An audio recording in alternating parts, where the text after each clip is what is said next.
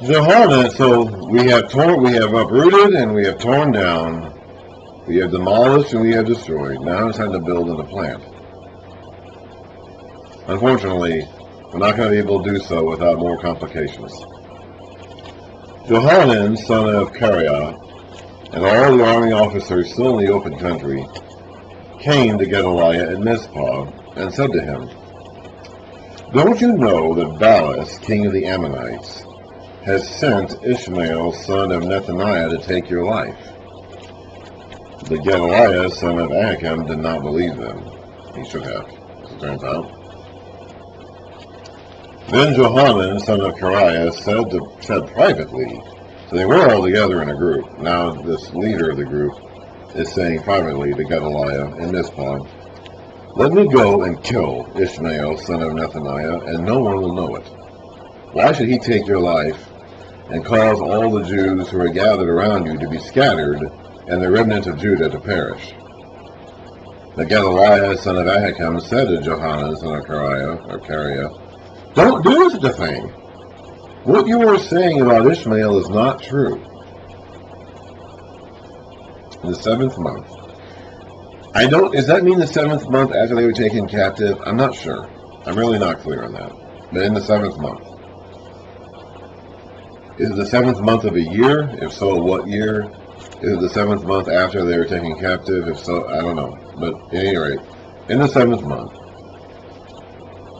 Ishmael, son of Nethaniah, the son of Elishama, who was of royal blood, so he was from the royal family in some way or another, and had been one of the king's officers, so he may be seeking to promote himself here, came with 10 men to Gedaliah, son of Ahikam, in Mizpah. So he came in. While they were eating together there, Ishmael, son of Nethaniah, and the 10 men who were with him got up and struck down Gedaliah, son of Ahikam, the son of Shaphan, with the sword, killing the one whom the king of Babylon had appointed as governor over the land. Ishmael also killed all the Jews who were with Gedaliah and Mizpah, as well as the Babylonian soldiers who were there. So he doesn't, I'm guessing that he has been egged on to do this by the king of Ammon, for the purposes, in his mind, probably of trying to reassert his own authority. Him being of the royal house, he was probably trying to lay claim to being the king of the remaining people. The day after Gedaliah's assassination, before anyone knew about it, now Jeremiah had been at Mizpah.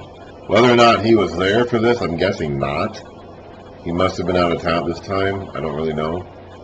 But he had been at Mizpah with Gedaliah before. I'm guessing he wasn't there for this, but I don't really know. 80 men who had shaved off their beards, torn their clothes, and cut themselves came from... Now, they're not doing this because of Gedaliah's death, but because of the fall of the country. These are all typical signs of mourning. Came from Shechem, Shiloh, and Samaria, bringing grain offerings and incense with them to the house of the Lord.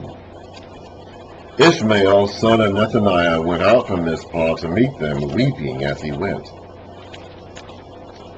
When he met them, he said, "Come to Gedaliah, son of Ahikam." When they went into the city, Ishmael, son of Nethaniah, and the men who were with him slaughtered them, and threw them into a cistern. But 10 of them said to Ishmael, "Don't kill us. We have wheat and barley, oil and honey hidden in a field."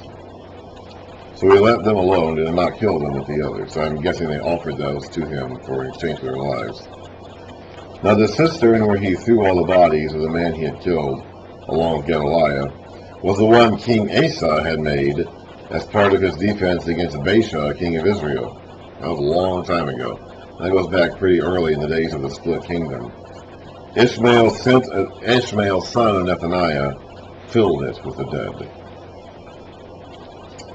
Ishmael made captives of all the rest of the people who were in Mizpah. The king's daughters, and there's a reference to the king's daughters still being there, along with all the others who were left there. Maybe Jeremiah, I'm not sure, he's not mentioned specifically, over whom Nebuzaradan, commander of the imperial guard, had appointed Gedaliah, son of Ahikam, Ishmael, son of Nethaniah, took them captive and set out to cross over to the Ammonites. He had been given shelter by the king of Ammon. Now he was going back there. If he gets there, he's safe. If he can get to Ammon, then he doesn't have to worry about his fellow countrymen pursuing him any longer. When Johanan, son of Kareah, and all the army officers who were with him heard about all the crimes Ishmael, son of Nethaniah, had committed, they took all their men and went to fight Ishmael, son of Nethaniah. They caught up with him near the great pool in Gibeon. When all the people Ishmael had with him saw Johanan, son of Kareah, and the army officers who were with him, they were glad. These are the captives. These are the people who are being taken away against their will. All the people Ishmael taken captive at Mizpah turned and went over to Johanan, son of Kareah. But Ishmael, son of Nethaniah, and 8 of his men escaped from Johanan and fled to the Ammonites. So they didn't get their hands on this guy. We don't know what happened to him. I mean, obviously he died at some point in time, but we don't know what his punishment was or if he faced punishment in his life. Because he did successfully make it back to Ammon. He didn't get to be king. I'm assuming in his mind he thought he was instituting some kind of coup here. He didn't get to be king, but also they didn't get their hands on him after he tried to flee, after he did flee.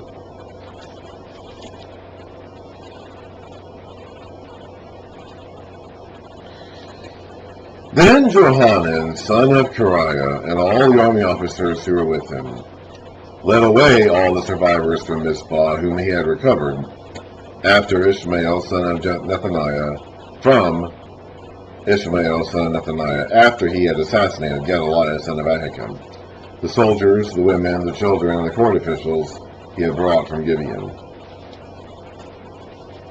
And they went on, stopping at Gerith Kimham near Bethlehem, on their way to Egypt, to escape the Babylonians. So they want to get out of here. They think there's going to be serious consequences for what just happened, and they want to get out of here.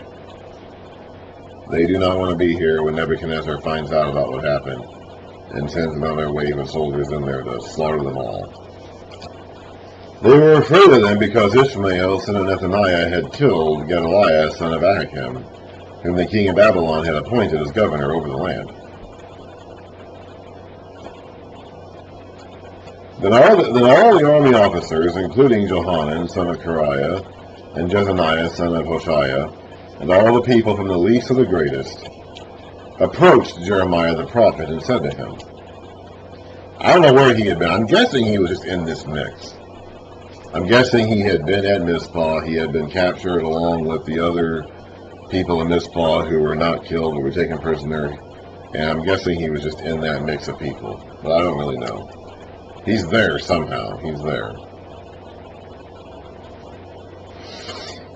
They said to him, Please hear our petition and pray the Lord your God for this entire remnant. So here's actually a remnant, a physical remnant of survivors. This is not the spiritual remnant, as we're going to find out later on from their conduct. But this is a physical remnant, at least for now. For as you now see, though we were once many, now only a few are left. Pray the Lord your God will tell us where we should go and what we should do. Now they already are going to Egypt. We read about that before they started talking to Jeremiah. They want to go to Egypt. They want to get away from Babylon. So they pretty much already made up their minds that they're going to Egypt.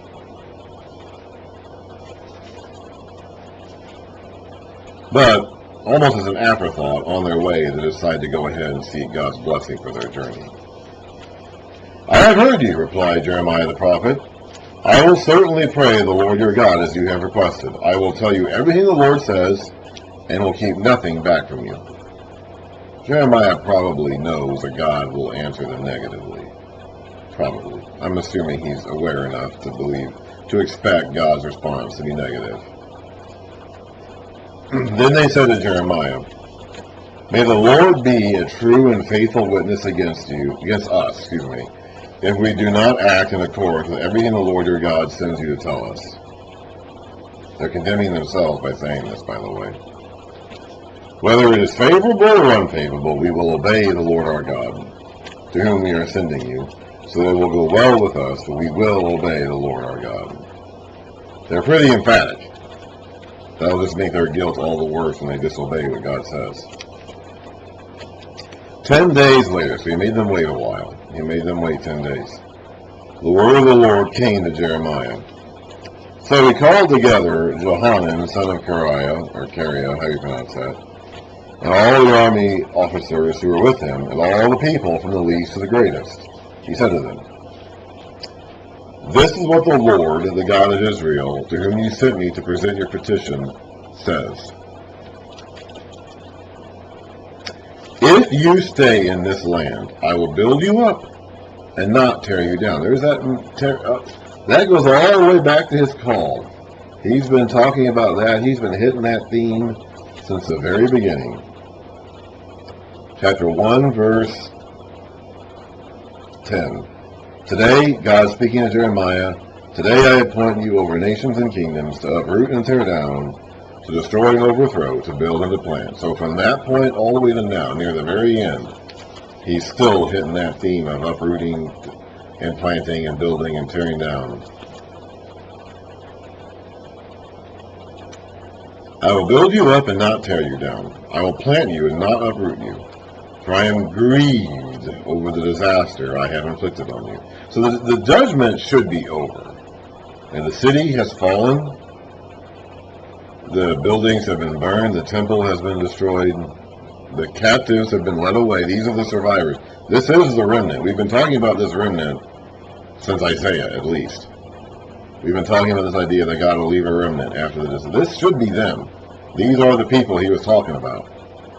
The judgment has happened. That should be a past tense event at the point. Okay, it was future, it was future, it was future, it was future. Then it happened, and now it should be past. We should be moving past that. It's time to build up again. It's time to plant. It's time to rebuild. It's time for this remnant to grow into this branch that God's been talking about. If only they will listen to him. But these people won't. There will be a remnant, and these people should be part of it, but they're not going to be part of it. "Do not be afraid of the king of Babylon, whom you now fear. Do not be afraid of him, declares the Lord. For I am with you, and I will save you and deliver you from his hands. I will show you compassion, so that he will have compassion on you and restore you to your land." The villain here was this Ishmael guy. It wasn't any of them. If they tell Nebuchadnezzar that, maybe he'll listen to them and he'll go after Ishmael. He'll make war on Ammon now instead of them. However, if you say, "We will not stay in this land," they've already made their minds that they're not going to. "And so disobey the Lord your God. And if you say, 'No, we will go and live in Egypt, where we will not see, hear war, or hear the trumpet, or be hungry for bread,' then hear the word of the Lord, O remnant of Judah. This is what the Lord Almighty, the God of Israel, says. If you are determined to go to Egypt, and you do go to settle there, and the sword you fear will overtake you there, and the famine you dread will follow you into Egypt, and there you will die. Indeed, all who are determined to go to Egypt to settle there will die by the sword of famine and plague. Not one of them will survive or escape the disaster I bring on them. This is what the Lord Almighty, the God of Israel, says. As my anger and wrath have been poured out on those who lived in Jerusalem," and a lot of people weren't in Jerusalem. We read about it earlier. These were army officers and their families from the open country. A lot of these people had not actually been in Jerusalem when the city fell. "As my anger and wrath have been poured out on those who lived in Jerusalem, so will my wrath be poured out on you when you go to Egypt. You'll be an object of cursing and horror, of condemnation and reproach. You will never see this place again. O remnant of Judah, the Lord," this is Jeremiah now talking to them. So we've gone from the word of God coming through Jeremiah to Jeremiah himself exhorting them now.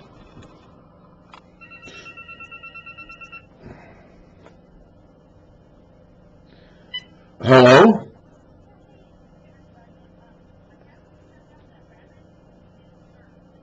Oh, Okay, that's good to hear.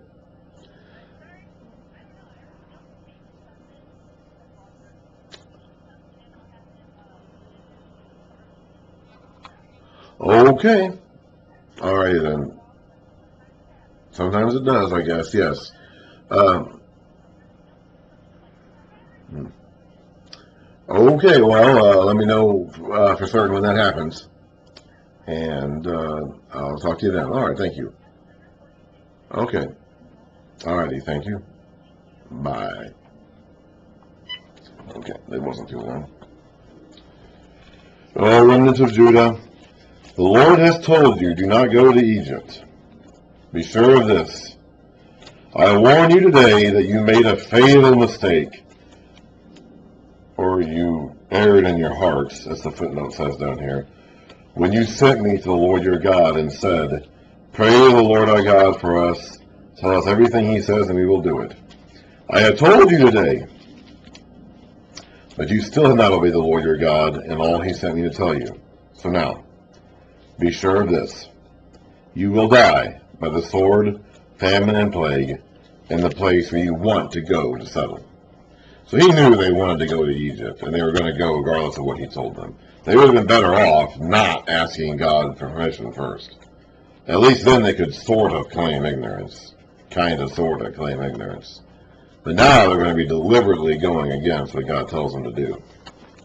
Even though they said they would not. So they have condemned themselves.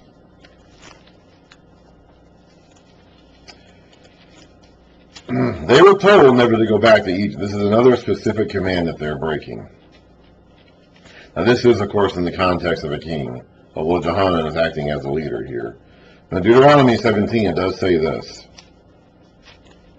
The king, moreover, or the leader, in this case it would be Johanan, must not acquire great numbers of horses for himself, or make the people return to Egypt to get more of them, for the Lord has told you, you are not to go back that way again. God did not want them looking back to Egypt. And here these people are. They think Egypt is going to be safe. They think they're going to be safe there. They're going to be protected there. They're far enough away from Babylon, and Egypt is a powerful enough country that if they take refuge in Egypt, Nebuchadnezzar won't be able to get to them. And that is not going to end up being true. And we'll read about the aftermath of that in the next couple of chapters.